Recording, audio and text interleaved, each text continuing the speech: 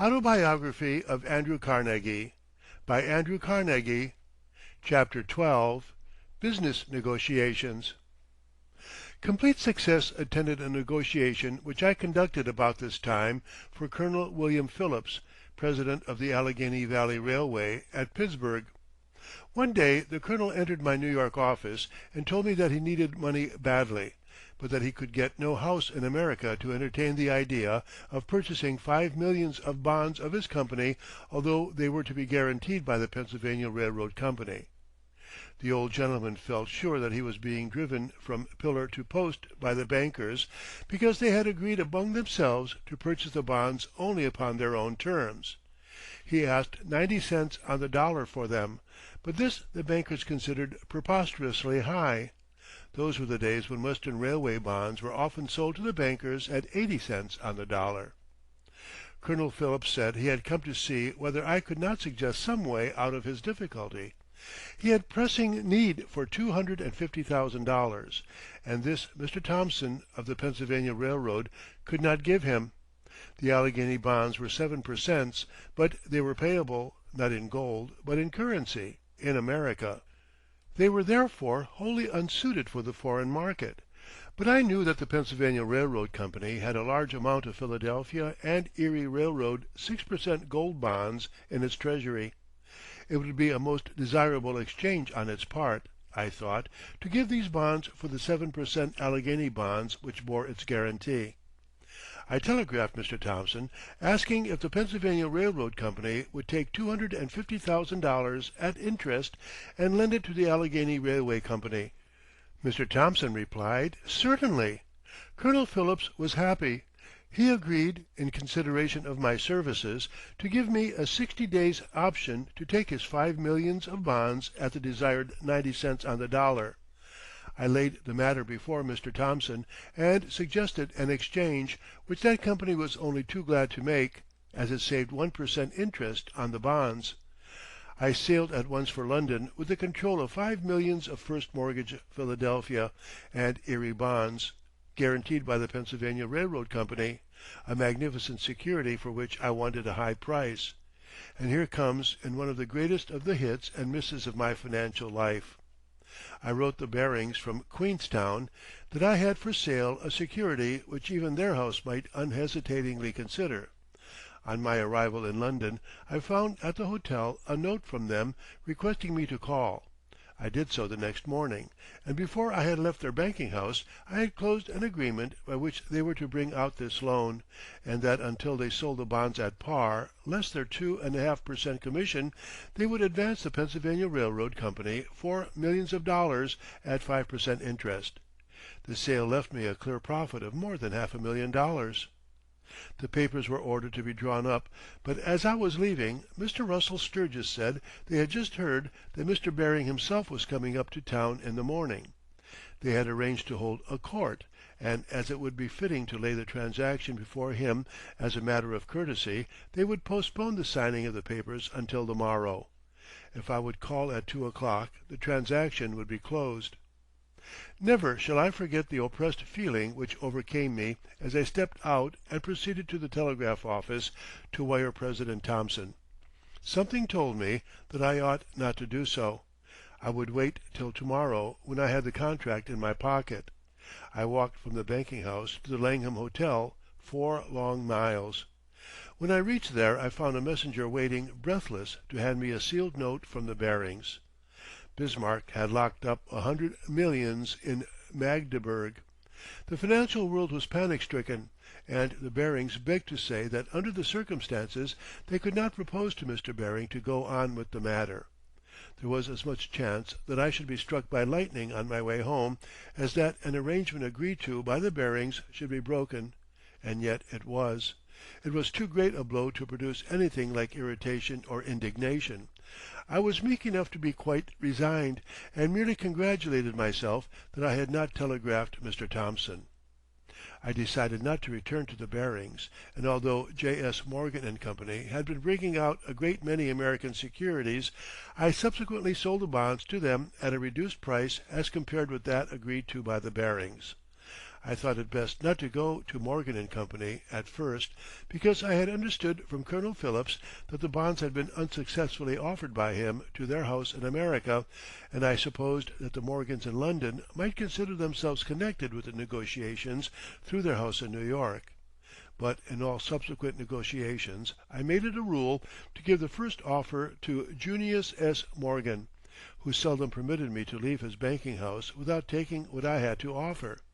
If he could not buy for his own house, he placed me in communication with a friendly house that did, he taking an interest in the issue. It is a great satisfaction to reflect that I never negotiated a security which did not to the end command a premium. Of course, in this case I made a mistake in not returning to the Barings, giving them time and letting the panic subside, which it soon did. When one party to a bargain becomes excited, the other should keep cool and patient.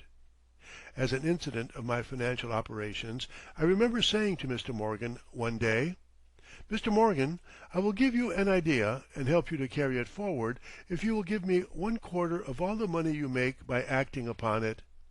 He laughingly said, "That seems fair, and as I have the option to act upon it or not, certainly we ought to be willing to pay you 1/4 of the profit."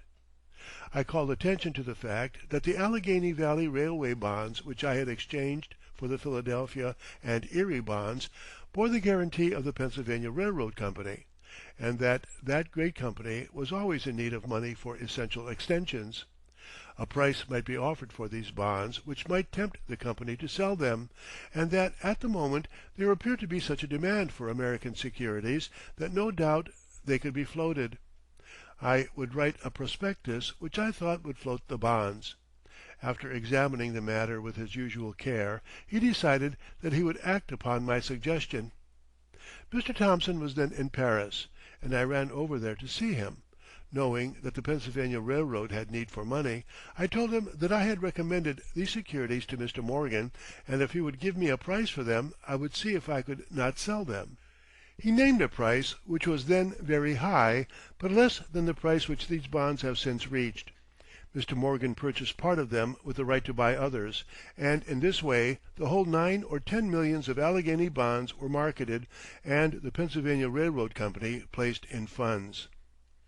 The sale of the bonds had not gone very far when the panic of 1873 was upon us. One of the sources of revenue which I then had was Mr. Pierpont Morgan. He said to me one day, "My father has cabled to ask whether you wish to sell out your interest in that idea you gave him." I said, "Yes, I do. In these days I will sell anything for money." "Well," he said, "what would you take?" I said I believed that a statement recently rendered to me showed that there were already $50,000 to my credit, and I would take $60,000. Next morning, when I called, Mr. Morgan handed me checks for $70,000. "Mr. Carnegie," he said, "you were mistaken. You sold out for $10,000 less than the statement showed to your credit. It now shows not 50 but 60,000 to your credit, and the additional 10 makes 70. The payments were in 2 checks, one for $60,000 and the other for the additional 10,000. I handed him back the $10,000 check, saying, "Well, that is something worthy of you. Will you please accept these 10,000 with my best wishes?" "No, thank you," he said, "I cannot do that." Such acts, showing a nice sense of honorable understanding as against mere legal rights, are not so uncommon in business as the uninitiated might believe. And after that it is not to be wondered at if I determined that so far as lay in my power neither Morgan, father or son, nor their house, should suffer through me. They had in me henceforth a firm friend. A great business is seldom if ever built up, except on lines of the strictest integrity. A reputation for acuteness and sharp dealing is fatal in great affairs. Not the letter of the law, but the spirit must be the rule. The standard of commercial morality is now very high. A mistake made by any one in favor of the firm is corrected as promptly as if the error were in favor of the other party. It is essential to permanent success that a house should obtain a reputation for being governed by what is fair rather than what is merely legal. A rule which we adopted and adhered to has given greater returns than one would believe possible, namely, always give the other party the benefit of the doubt. This, of course, does not apply to the speculative class. An entirely different atmosphere pervades that world. Men are only gamblers there. Stock gambling and honorable business are incompatible. In recent years it must be admitted that the old-fashioned banker, like Junius S. Morgan of London, has become rare. Soon after being deposed as president of the Union Pacific, Mr. Scott resolved upon the construction of the Texas Pacific Railway. He telegraphed me one day in New York to meet him at Philadelphia without fail. I met him there with several other friends, among them Mr. J. N. McCullough, vice president of the Pennsylvania Railroad Company at Pittsburgh. A large loan for the Texas Pacific had fallen due in London, and its renewal was agreed to by Morgan and Company, provided I would join the other parties to the loan. I declined. I was then asked whether I would bring them all to ruin by refusing to stand by my friends. It was one of the most trying moments of my whole life, yet I was not tempted for a moment to entertain the idea of involving myself. The question of what was my duty came first and prevented that. All my capital was in manufacturing, and every dollar of it was required. I was the capitalist, then a modest one indeed, of our concern. All depended upon me. My brother with his wife and family, Mr. Phipps and his family, Mr. Kloman and his family, all rose up before me and claimed protection. I told Mr. Scott that I had done my best to prevent him from beginning to construct a great railway before he had secured the necessary capital. I had insisted that thousands of miles of railway lines could not be constructed by means of temporary loans. Besides, I had paid $250,000 cash for an interest in it, which he told me upon my return from Europe he had reserved for me, although I had never approved the scheme. But nothing in the world would ever induce me to be guilty of endorsing the paper of that construction company or of any other concern than our own firm. I knew that it would be impossible for me to pay the Morgan loan in 60 days, or even to pay my proportion of it. Besides, it was not that loan by itself, but the half-dozen other loans that would be required thereafter that had to be considered. This marked another step in the total business separation which had to come between Mr. Scott and myself. It gave more pain than all the financial trials to which I had been subjected up to that time. It was not long after this meeting that the disaster came, and the country was startled by the failure of those whom it had regarded as its strongest men. I fear Mr. Scott's premature death can measurably be attributed to the humiliation which he had to bear. He was a sensitive rather than a proud man, and his seemingly impending failure cut him to the quick. Mr. McManus and Mr. Baird, partners in the enterprise, also soon passed away. These two men were manufacturers like myself, and in no position to engage in railway construction. The business man has no rock more dangerous to encounter in his career than this very one of endorsing commercial paper. It can easily be avoided if he asks himself two questions. Have I surplus means for all possible requirements which will enable me to pay without inconvenience the utmost sum for which I am liable under this endorsement? Secondly, am I willing to lose this sum for the friend for whom I endorse? If these two questions can be answered in the affirmative, he may be permitted to oblige his friend, but not otherwise, if he be a wise man. And if he can answer the first question in the affirmative, it will be well for him to consider whether it would not be better then and there to pay the entire sum for which his name is asked. I am sure it would be. A man's means are a trust to be sacredly held for his own creditors as long as he has debts and obligations. Notwithstanding my refusal to endorse the Morgan renewal, I was invited to accompany the parties to New York next morning in their special car for the purpose of consultation. This I was only too glad to do. Anthony Drexel was also called in to accompany us. During the journey Mr. McCullough remarked that he had been looking around the car and had made up his mind that there was only one sensible man in it. The rest had all been fools. Here was "Andy," who had paid for his shares and did not owe a dollar or have any responsibility in the matter, and that was the position they all ought to have been in. Mr. Drexel said he would like me to explain how I had been able to steer clear of these unfortunate troubles.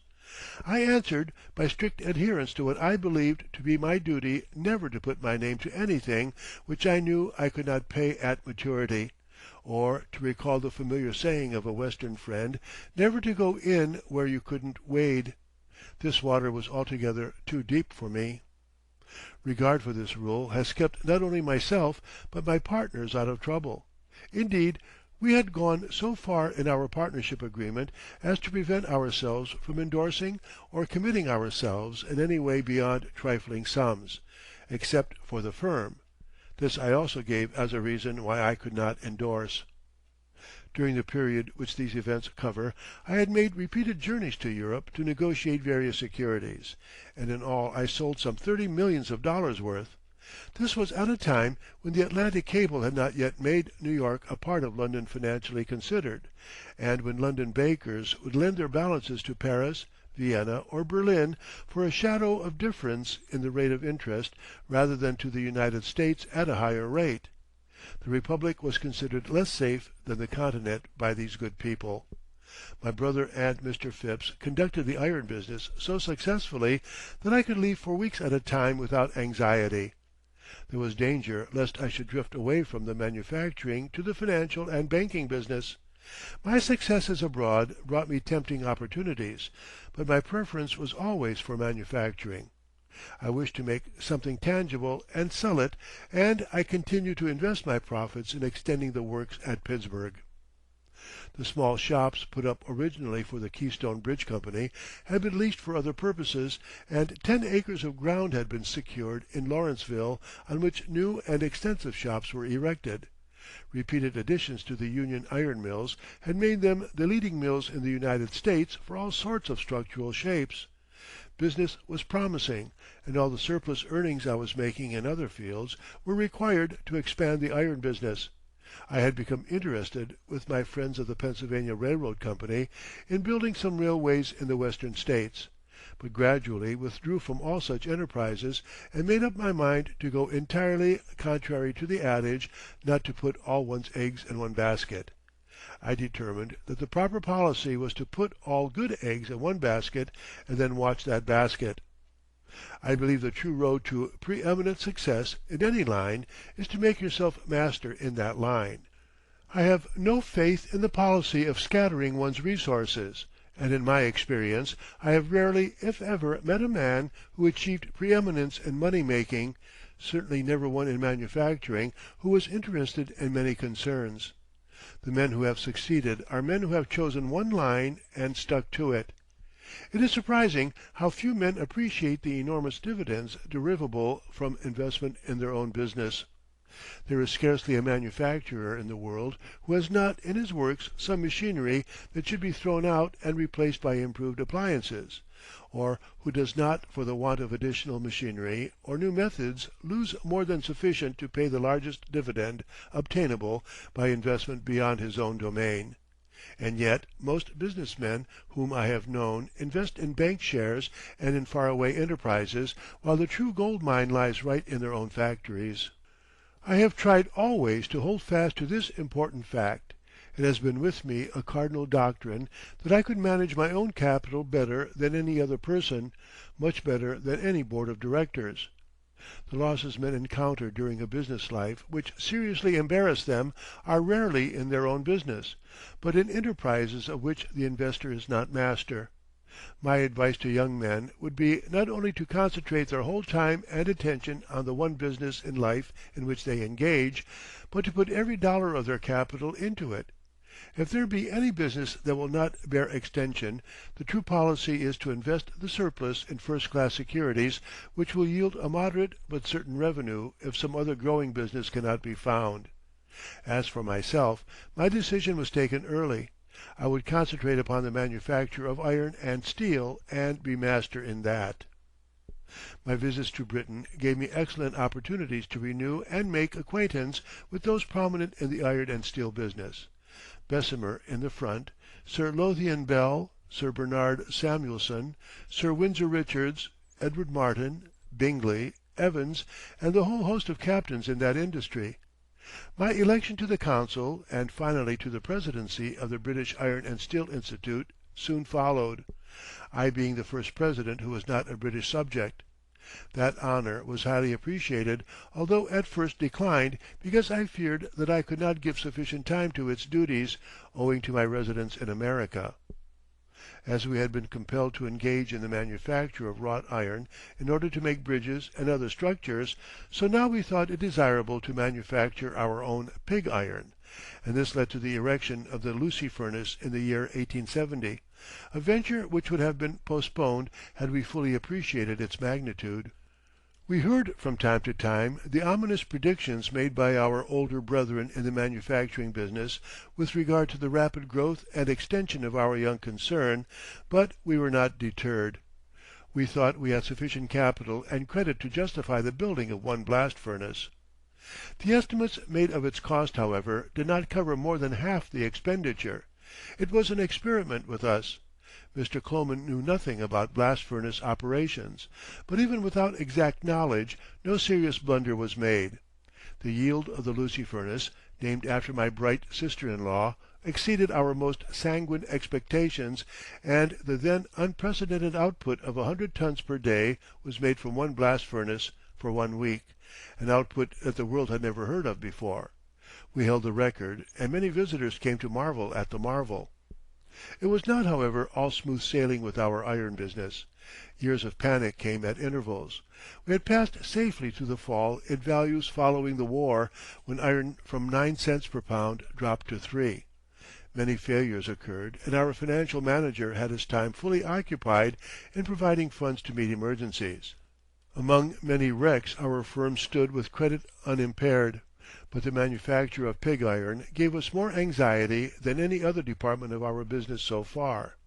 The greatest service rendered us in this branch of manufacturing was by Mr. Whitwell, of the celebrated Whitwell Brothers of England, whose blast furnace stoves were so generally used. Mr. Whitwell was one of the best known of the visitors who came to marvel at the Lucy furnace, and I laid the difficulty we then were experiencing before him. He said immediately, "That comes from the angle of the bell being wrong." He explained how it should be changed.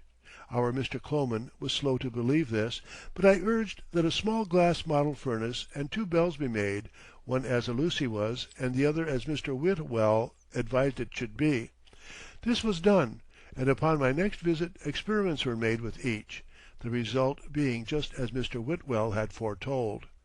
Our bell distributed the large pieces to the sides of the furnace, leaving the center a dense mass through which the blast could only partially penetrate. The Whitwell bell threw the pieces to the center, leaving the circumference dense. This made all the difference in the world. The Lucy's troubles were over. What a kind, big, broad man was Mr. Whitwell, with no narrow jealousy, no withholding his knowledge. We had in some departments learned new things, and were able to be of service to his firm in return. At all events, after that, everything we had was open to the Whitwells. To-day, as I write, I rejoice that one of the two still is with us, and that our friendship is still warm. He was my predecessor in the presidency of the British Iron and Steel Institute. End of chapter 12.